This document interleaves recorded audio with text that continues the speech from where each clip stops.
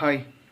Life is unpredictable அப்படின்றதுக்கு ஒரு எக்ஸாம்பிளாக நேற்று நடந்த இங்கிலாந்து வர்சஸ் ஆப்கானிஸ்தான் மேட்சை வந்து சொல்லலாம்.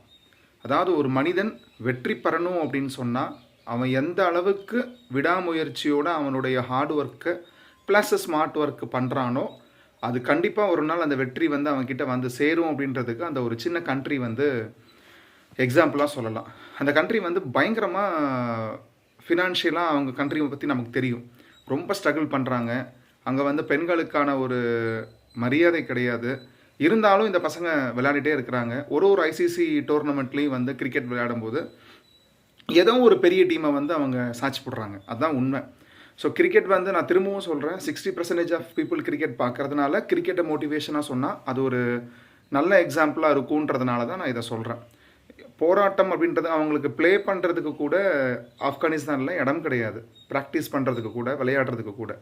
இந்தியா வந்து அவங்களுக்கு சப்போர்ட் பண்ணுறாங்க. இந்தியாவில் ஸ்பேஸ் கொடுத்து அவங்களுக்கு ப்ராக்டிஸ் கொடுத்து இதெல்லாம் நடந்துச்சு பின்னாடி. அப்பப்போ இப்போயும் என்ன பண்ணுறாங்கன்னா இந்தியாவில் தான் வந்து ப்ராக்டிஸ் பண்ணுறாங்க ஆப்கானிஸ்தான் வந்து. ஸோ அந்த மாதிரி ஒரு டீம் வந்து சின்ன டீம் வந்து ஒரு பெரிய மலை முழுங்கி மகாதேவன்ற மாதிரி கிரிக்கெட்டை கண்டுபிடிச்ச டீமையே வந்து அடிக்கிறாங்க அப்படின்னு சொன்னால் அது பிக்கஸ்ட் மோட்டிவேஷனாக நம்ம எடுத்துக்கணும் அதை வந்துட்டு.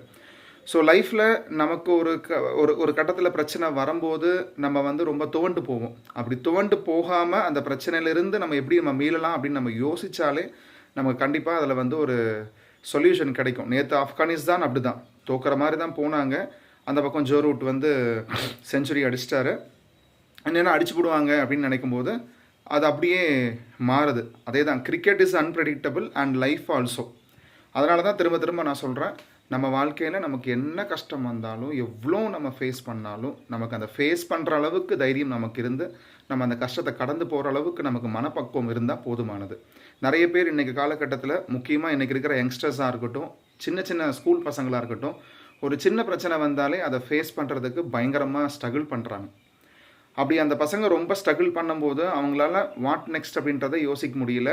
அந்த மாதிரியான டீச்சிங் வந்து எங்கேயுமே இல்லை. எப்படி சொல்லித்தரணும், என்ன மாதிரி பண்ணணும். இப்போ எல்லாமே புக் எஜுகேஷன் தான். புக்கை படிங்க, சர்டிஃபிகேட்டை வாங்குங்க, வேலை கிடைக்கும், வேலையை போய் பாரு. நீ ஒரு கம்பெனிக்கு சிஇஓ ஆகு, இல்லை நீ வந்து மேனேஜர் ஆகு, டாக்டர் ஆகு, இன்ஜினியர் ஆகு, பிஸ்னஸில் இல்லைனா வந்து உன்னுடைய தொழிலில் நீ சக்ஸஸ் ஆகு, நீ நல்லா சம்பாதி. ஆனால் உனக்கு அந்த பிரச்சனை வந்துச்சுன்னா அதில் வந்து அந்த பிரச்சனையை எப்படி ஃபேஸ் பண்ணணும், எப்படி அதுலேருந்து நீ மீண்டு வந்து அந்த பிரச்சனையை சமாளித்து அடுத்த கட்ட லைஃப்பை நோக்கி போகணும் அப்படின்றது வந்து யாருமே இன்றைக்கி சொல்லி கொடுக்கறதில்ல. 90% ஆஃப் ஸ்கூல் எஜுகேஷன் அப்படியே டோட்டலாக மாறி போச்சு.